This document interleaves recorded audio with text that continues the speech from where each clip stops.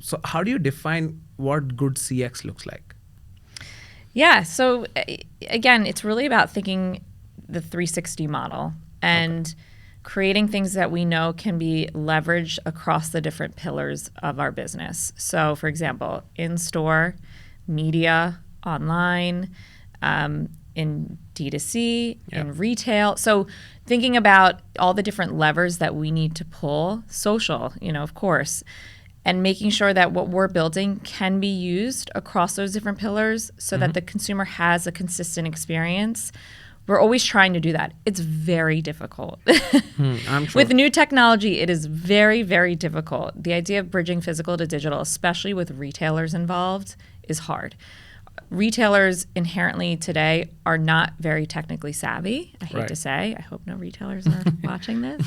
But they're not. And it's very difficult to get them to integrate any new technologies. A lot of their systems might be old. In store, there's a lot of limitations. There's no Wi-Fi connectivity.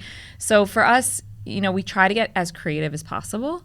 But it's hard to kind of be able to have it work in every single place. So in a nutshell, I think for us, just trying to bridge the physical to digital is still something that we're trying to accomplish on the daily, and especially through social channels as well.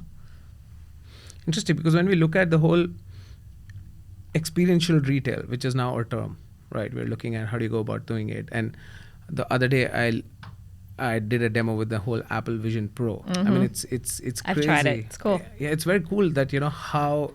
I mean, I could clearly see how, let's say, not even the future, in some time, this end of this year, probably, we'll see how brands would start adopting to, Apple Vision Pro. They already are. Or the one with Meta and, all these products which are coming out.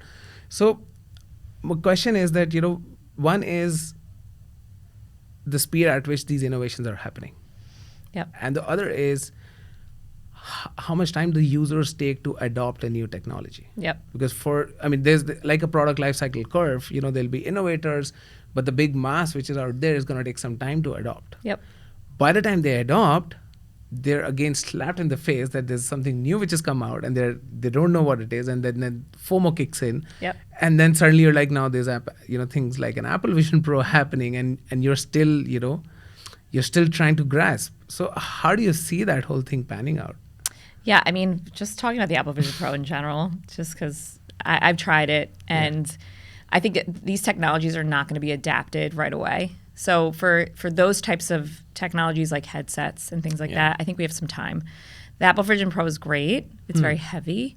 It's very expensive. Yep. And I think it's much more developer first. It's more B2B at this point and very male heavy right now. So I don't think consumers are necessarily using it to buy products. I mean, brands are starting to play on it. I've seen Gucci just came out with a new experience. Elf has come out with an experience. Okay, in Apple Vision Pro. On Apple Vision Pro, yeah.